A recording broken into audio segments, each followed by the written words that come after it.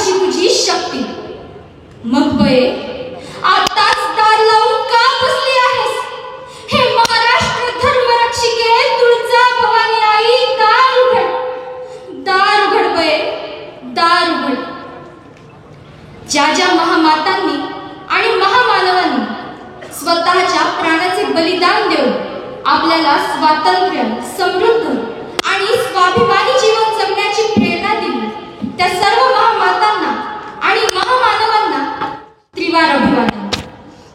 सर्वप्रथम येथे जमलेल्या सर्व धगधगत्या मशाली, माझ्या आई बहिणी, उफळता लाव्हा, माझे वडीलधारी बंधू, आम्ही सर्वच आपल्या अण्णांच्या म्हणजेच संतोष अण्णा देशमुख यांच्या कुटुंबियांच्या पुढे एक ढाल म्हणून उभे आहोत, अशी मी सर्वप्रथम ग्वाही देतो. मित्रांनो, माणुसकीला काळीमा फासणारी लज्जास्पद घटना मस्साजोग गावी घडली. मंडळी, आजपर्यंतचा इतिहास आहे. वाघाला पकडण्यासाठी कुत्र्यांना कळपानेच यावे लागते. आमचा वाघ संतोष अण्णा देशमुख एक आदर्श सरपंच, ज्यांच्या बोलण्याने दगडालाही पाझर फुटावा असा तो प्रेमळ आवाज. जिथं जिथं अन्याय झाला तिथं तिथं रणांगणातील एका शूरवीराप्रमाणे डक्काळी फोडणारा आमचा वाघ होता, वाघ. परंतु तो 9 डिसेंबरचा काळा दिवस आम्ही कोणीच विसरू शकत नाही. अण्णा, ऐकताय ना तुम्ही? ओ अण्णा, माझा आवाज ऐकू येतोय ना तुम्हाला? आज इथं हजारोंच्या संख्येने अनेक जाती धर्माचे लोक जमलेले आहेत. अण्णा, तुमचे फोटो पाहिले तरी सुद्धा काळीच चिरते हो. अण्णा, एखाद्या गाईच्या वासराचे जसे मोकाट कुत्री लचके तोडतात, तसे तुमचे लचके त्या माणसातील कुत्र्यांनी तोडले. कशी लाज वाटली नाही त्यांना, कशी माणुसकी दिसली नाही. त्यांना नव्हते का आई बाप? त्यांना नव्हता का संसार? त्यांना नव्हती का लेकरं बाळ? असे कसे वागू शकतात ते? आजही हा प्रश्न आम्हाला सतावतो आहे. एक आदर्श बंधू, एका आईचा लाडका मुलगा, लेकरांचा प्रेमळ बाप, एका पत्नीचा योग्य जोडीदार कोसळला होता. घराच्या भिंती ढासळत होत्या, कारण त्या भिंतींना सावरणारे हात आज नाहीसे झाले होते. मायबाप हा फक्त खून नाही, तर त्या नराधमांनी मानवतेचा गळा घोटला आहे. गावातील लोकांचा रोजगार जाऊ नये म्हणून या गुंड लोकांच्या समोर ठामपणे उभा राहून विरोध करणारा आमचा अण्णा आज आमच्यात नाही.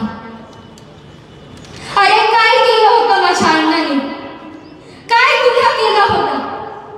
आपल्याच गावातील एका गरीब वॉचमनवर होणाऱ्या अन्यायाला विरोध करण्यासाठी आपला अण्णा लढाई देत होता. काय फळ मिळालं त्याच्या लढाईला? आमचा अण्णा कोणी एका जातीसाठी ही लढाई लढत नव्हता, तर मानवतेसाठी ही लढाई लढत होता. गोरगरिबांवर होणाऱ्या अन्यायाच्या विरोधात लढत होता. परंतु हाल हाल करून मारला आपल्या अण्णाला या राक्षसांनी. काय चुकलं होतं आपल्या अण्णाचं म्हणून एवढे हाल केले? अहो, एखाद्या जनावराला सुद्धा एवढी घाण वागणूक कोणी देत नाही. अन्याय करणाऱ्यांना धडा शिकवण्यासाठी आजवर अनेक शूरवीरांनी आपल्या प्राणांचे बलिदान दिले. परंतु अण्णाला मारताना त्या नराधमांनी जे नीच कृत्य केले आहे, त्या कृत्यासाठी ही समस्त जनता त्यांना कधीच माफ करणार नाही, कधीच नाही.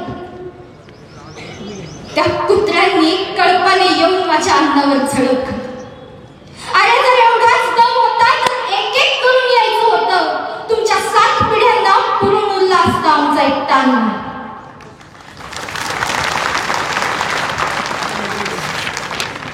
त्यांना एवढं मारलं, त्यांचे इतके हाल केले की शेवटी ते बेशुद्ध झाले. आणि मग त्यांच्या अंगावरचे कपडे काढले,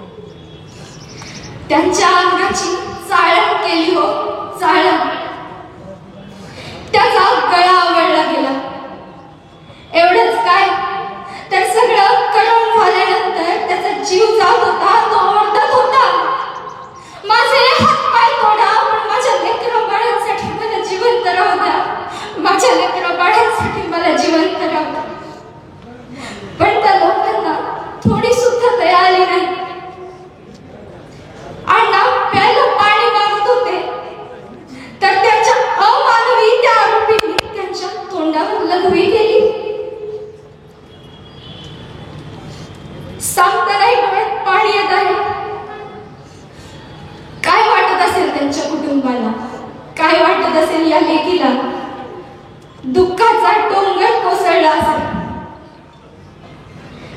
शब्द संपले त्यांच्या अमानवी अत्याचाराबद्दल भावना व्यक्त करताना. आमचा या न्यायपालिकेवर संपूर्ण विश्वास आहे. आमच्या अण्णाला न्याय मिळावा आणि आरोपींना फाशीचीच शिक्षा व्हावी अशी या जनतेची मागणी मी प्रशासनाकडे विनंती करते. शेवटी एकच सांगेन, घरात भाकरी थापणारे हात जेव्हा हातात तलवार घेऊन मैदानात उतरतात ना, तेव्हा इतिहास घडलेला आहे. आम्हाला मैदानात उतरायला लावू नका, नाहीतर ही जिजाऊंची, आई रमाईंची, अहिल्या देवीची, सावित्रीची लेक आहे. आम्हाला सांगावं लागणार नाही की आरोपींसोबत कसं वागलं पाहिजे. आता ही लढाई केवळ देशमुख कुटुंबियांची राहिलेली नाही, तर समस्त महाराष्ट्रातील जनतेची आहे. प्रत्येक आईची आहे, भावाची आहे, पत्नीची आहे आणि या महाराष्ट्रातील हरेक लेकीची आहे. जे लोक अजूनही भिंतीत बसून स्वतःला सुरक्षित समजत असतील तर एक लक्षात ठेवा, दुसऱ्याचं घर जळताना बघणाऱ्यांना उद्या त्या रांगेत तुमचंही घर आहे हे विसरू नका. उद्या त्या रांगेत तुमचंही घर आहे. अरे आम्ही तलवारी सोडल्या, पण हे हात तलवारी चालवायला विसरले नाही. आम्ही नांगर सोडले, पण जमीन पडायला विसरलो नाही. रक्तातला लाव्हा आजही उफाळत आहे. डोळ्यातला निखारा लाल बुंद आहे. पोलादी मुठीत हत्तींचे बळ आहे. कारण मनात माझ्या शिवबाचा आजही तळ आहे. कारण मनात माझ्या शिवबाचा आजही तळ आहे.